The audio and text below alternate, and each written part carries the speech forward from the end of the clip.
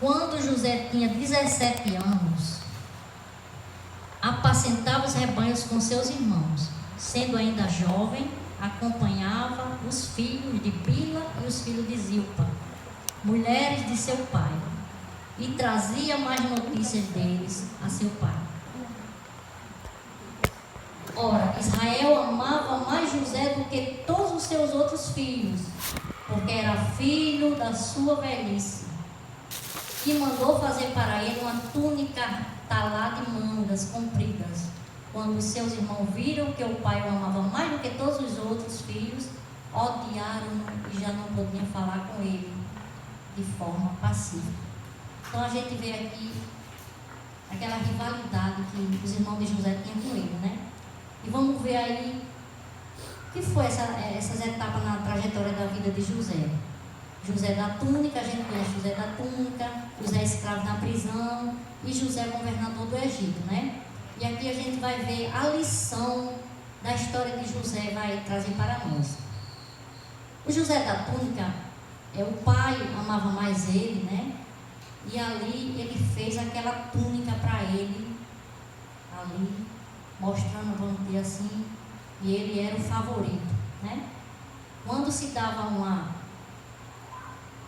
túnica, uma roupa, o vermelho era usado pelo rei, né? Era aquele que tinha mais condição, né?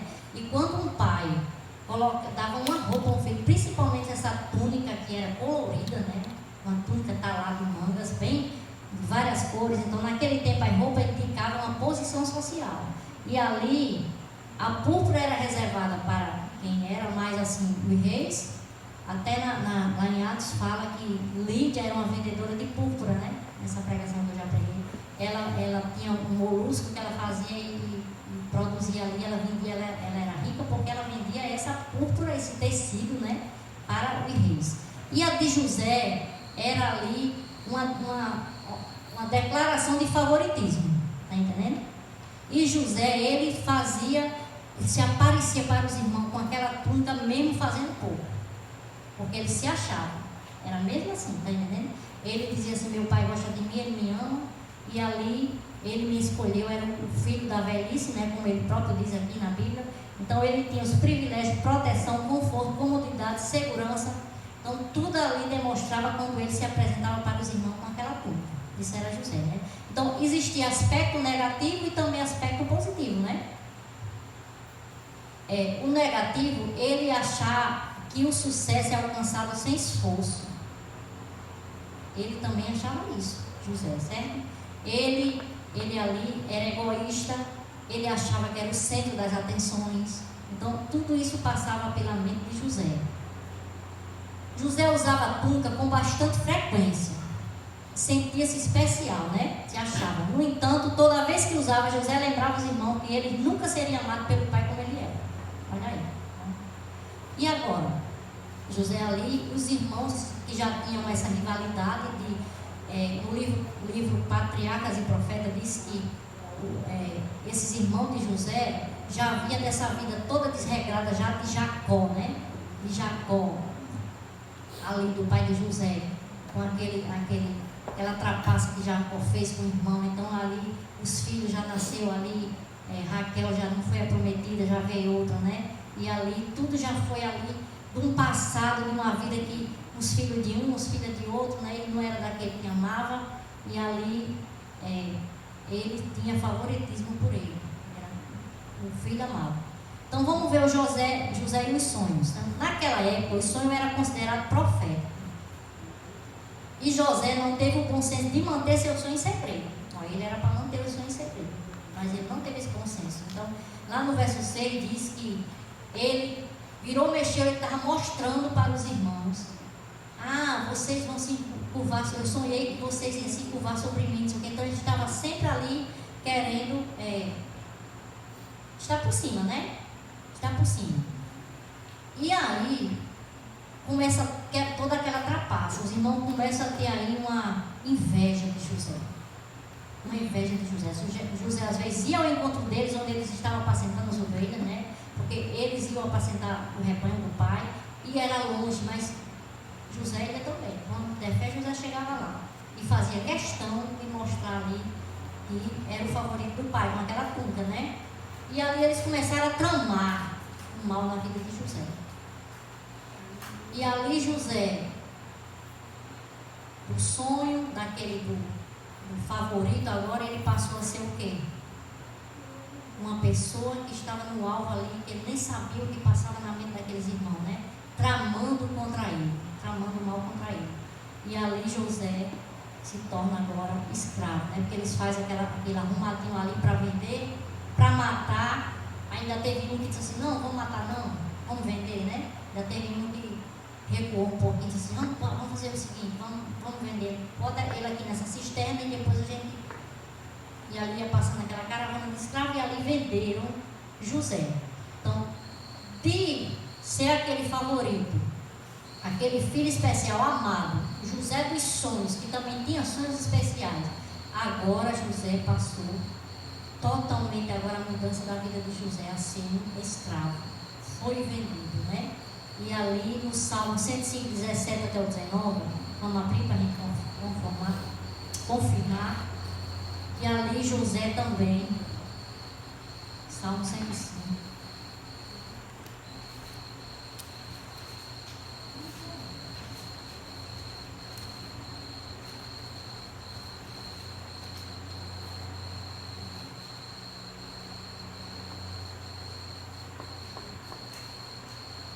Adiante deles enviou um homem, José, que foi vendido como escravo.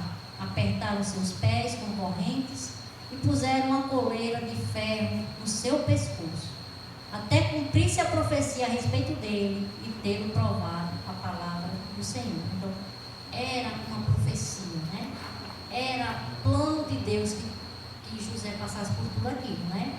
E um dia José caiu na emboscada de seus irmãos e mudou toda aquela situação da sua vida. José não sabia o propósito de Deus na vida dele, né? E ali ele ficou sem lar, sem amigos, sem pai. E ele que era o melhor, né? Ele se achava o melhor. Ele disse, como é que pode? Eu que só queria o bem dos meus irmãos. E agora eu nessa situação, meus irmãos fez essa emboscada para mim. Então, sem liberdade, sem nada, sem a túnica, né? E aí José iniciou uma trajetória de sua vida, uma jornada de crescimento e preparo. Começou uma vida de crescimento e preparo. Então, para vencer as provas da nossa vida, é necessário despir-se da túnica. O coração é revelado e o caráter é forjado quando a vida não sai conforme planejamos, né? Então, Deus diz também a nós, sim, você precisa despir da túnica. Qual é a túnica que nós temos vestido na nossa vida, né? Qual é a túnica? E ali José era um prisioneiro longe de casa, traído pelos irmãos, raptado por mercadores de escravos, cercado de estranhos. Mas lá em Gênesis 39 diz o quê? Vamos voltar para Gênesis 39, 2.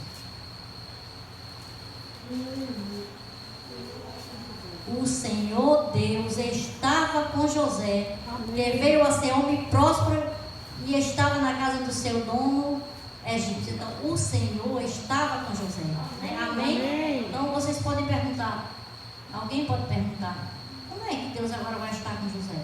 Tudo dando errado na vida de José. O Senhor estava com José na prisão, né? Na prisão, da mesma maneira que Ele está com cada um de nós. Amém? Amém. Então, apesar de ter perdido a liberdade, José recusou-se a pensar em si mesmo como alguém potente. Por isso que ele foi uma bênção por onde ele passou, né? Ele ali, a fé, crê que com Deus jamais somos vítimas indefesas. Então, a fé, Tônia dizendo assim, se eu chorar e minha alegria, é natural da gente chorar, porque a gente fica sensível também, né, Tônia? Mas a nossa fé é maior, porque a gente sabe o Deus a quem servamos, né? Amém. Então José também sabia o Deus que ele aprendeu também, o Deus que ele aprendeu ali no passado, né? O Deus que o pai dele falou, contou a história do caso dele lá, né, com o irmão, o Deus de Abraão. Então ele sabia que também ia esperar nesse Deus, né? Então, os que se despem da túnica permanecem fiéis aos seus valores, mesmo quando são tentados a transigir. Amém? Amém. Aí veio aquela situação, né? Aí ali, aquele José ali, foi uma bênção, né? E ali até o capitão Mó se apegou tanto a José ali, que tinha ele como filho. O livro Patriarcas e Profetas fala isso, né? O capitão Mó ali, quando ele era prisioneiro, né? Quando ele foi levado, quando ele foi comprado, o capitão veio considerá-lo como filho em vez de escravo. E o jovem foi levado em contato com homem de posição. Olha, quando ele foi levado pelo capitão Mó, ele não tinha sido preso ainda, ele apenas comprou, né? Comprou ele. E ali ele foi para lá, para o palácio. E ali, esse capitão Mó criou ele, assim, terminou de criar, né? Assim, deu esses anos a ele, como se fosse um filho, gostou dele, né? E ali ele colocou ele homem de posições e saber, e adquiriu bastante conhecimento. Então ali ele adquiriu bastante conhecimento, e ali cada vez mais, tudo que ele pegava prosperava, né? E ele dizia assim, esse homem é diferente. E ali veio uma abordagem direta, não sutil, que foi aí quando a mulher de Potifar, que está lá em Gênesis 39:7, a mulher aí de Potifar pôs os olhos em José. Olha ali, quando está tudo bem, José ali pensa que está tudo bem, né? Não está ali na prisão. E ali fez aquele convite horrível para José, né? Venha para a cama comigo, ela falou. E José ali resistiu. Uma abordagem persistente. Então, ela falava com José todos os dias. Era todos os dias, está lá em Gênesis 39:10. E um dia que ela viu que não dava certo falando, ela puxou pela força dele. Ela fez a abordagem pela força, né? 39, Gênesis 39:11 ao 12. Então, ali, ela puxou a força e foi preciso ele correr. A Bíblia diz que ele correu, né? Mesmo assim, José recusava. É perigoso deter-nos considerando as vantagens que poderemos ganhar cedendo às sugestões de Satanás. Então, uma lição para nós também. Não fique perto das tentações, né? Pensando ser forte. Não fique. Porque também é perigoso, certo? Então, quando a tentação se apresenta forte, a única saída é a fuga imediata. Na verdade, fugir significa enfrentar. Olha aí, enfrentar. Em que momento estamos mais vulneráveis à tentação? Quando descemos ao vale, os problemas emprestam ao pecado uma aparência irresistível. Então, toda tentação resistida, toda provação valorosamente suportada, traz-nos uma nova experiência, levando-nos avante na obra da edificação do caráter. A pessoa que, mediante o poder divino, resiste à tentação, revela ao mundo e ao universo celestial a eficácia da graça de Cristo. Está lá no livro Maior Discurso de Cristo.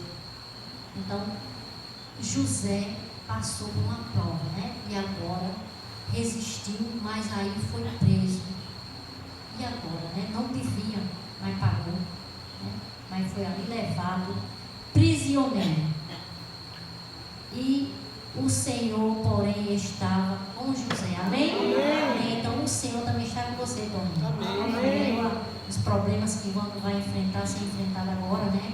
Essa trajetória que vai passar, né? Mas o Senhor está com você. Amém. Né? Então, ele fez com que encontrasse favor aos olhos do carcereiro. Então José aí foi uma bênção até na prisão, né? E ali ele era afetivo. O livro fala que ele era bondoso, era gentil, lá na cadeia. Podia ter se revoltado, né? Ter ficado ali amargurado, como certas pessoas que é presa, às vezes vira pior bandido lá, fica pior, né? Tem pessoas que dizem que vai bom e vira o assassino lá dentro da delegacia, que a gente, quando não tem muito crime. Mas José fez o contrário, né? Então José resolveu que seria melhor encarar a vida com o Senhor e não ter nada a encarar a vida sem o Senhor e ter tudo. Ele disse, eu prefiro não ter nada e encarar a vida com o Senhor. Então os que se despem da túnica encontram sentido e propósito no sofrimento e na provação. Amém? Amém. Não foi obra do acaso José passar anos como escravo e prisioneiro antes de ser levado a uma posição. Não foi. ele precisava ser usado por Deus. Ele precisava se despir daquela arrogância que ele tinha, né? Daquela prepotência de achar que era melhor do que os irmãos, de achar que era o favorito do pai, né? Até o pai aí passou pelo sofrimento, e passou pela perda do filho também, né? Perdeu a esposa, a amada, né? Tudo na vida de Jacó foi sofrimento também, né? Com aquela traição que ele fez, o irmão.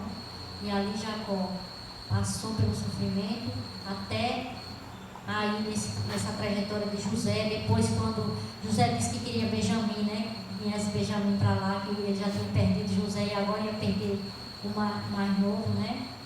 Então, é nesse processo de encontrar e resolver problemas que a vida acha seu significado. Só os problemas nos fazem crescer mental e espiritualmente. Amém. Amém. Então, esse é o motivo pelo qual os sábios aprendem a não temer, mas a aceitar os problemas bem como a dor que os acompanha. Então, todos nós vamos passar por problema. Hoje é Toinha, amanhã pode ser eu, amanhã é Janine. Então, nós precisamos estar fortalecidos na nossa fé. Um problema sério, que eu digo, problema a gente tem, né? Eu digo um problema sério. Amém, né? Que Deus queira nos provar através de uma coisa assim, que queira ser aprovado, né, Janina? Provado e ser aprovado, né? Dá o livramento. Então, José, ele passou aí a ser o José dos sonhos e agora ele era o José governador, né? Quando ele administrou aí revelou como seria aquele sonho de Faraó. O Faraó teve aquele sonho aí naquela seca, né? E agora José passa, mas não foi assim rapidinho também não, né? Ele ali revelou ao padeiro primeiro e ao copeiro, né? Ele descarregou.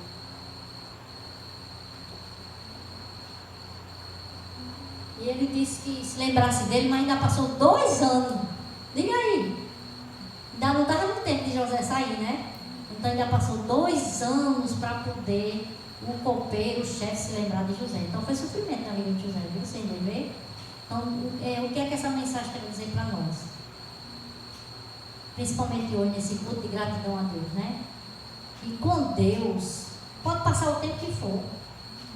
Ele que sabe o tempo que eu estou preparada, o tempo que ele já está preparando, ele que sabe o que é que nós vamos passar para ser como o ouro, aquela lição que eu nunca esqueci, aquela lição que falava aqui, provado, né? No fogo, né? E aquela lição da escola sabatina relata muito sobre isso, né? No crisol, né? Ele que sabe, cada um é diferente, né?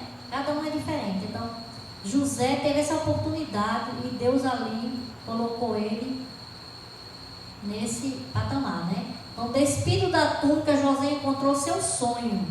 A formação do caráter não é uma obra de um dia, nem de um ano, mas de uma existência. Amém? Amém, né? A luta pela conquista do eu, pela santidade e o céu é uma luta que se prolonga por toda a vida. Sem contínuo esforço e atividade constante, não pode haver progresso nem ganho da coroa da vitória.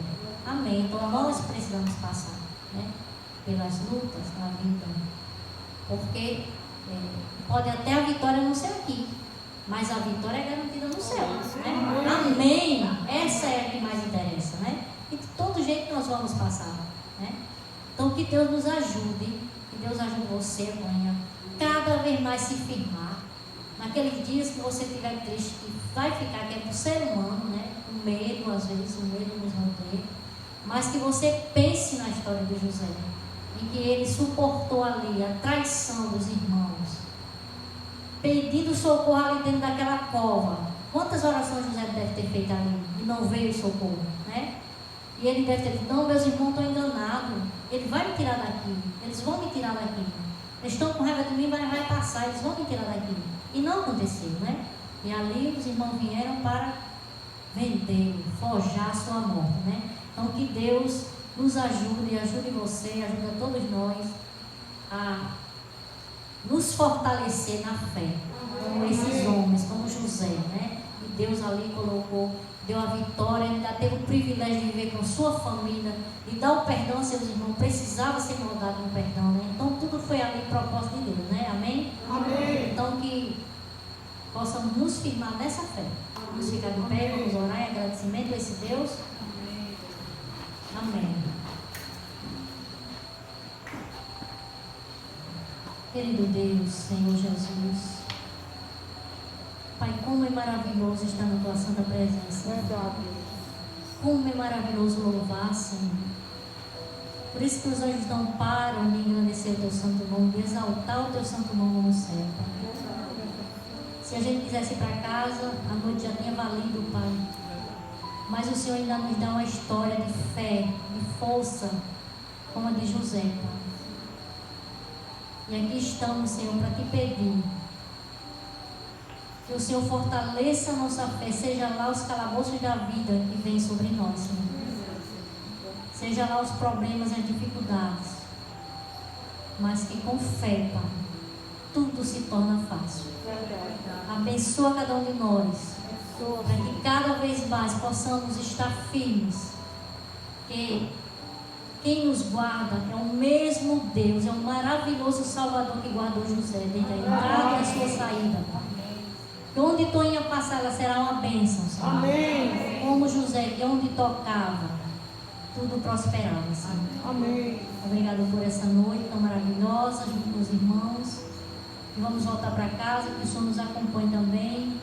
E logo na manhã teremos um despertar cheio de gratidão a Ti. Sim. Pelas bênçãos recebidas, em nome de Jesus. Amém. Amém.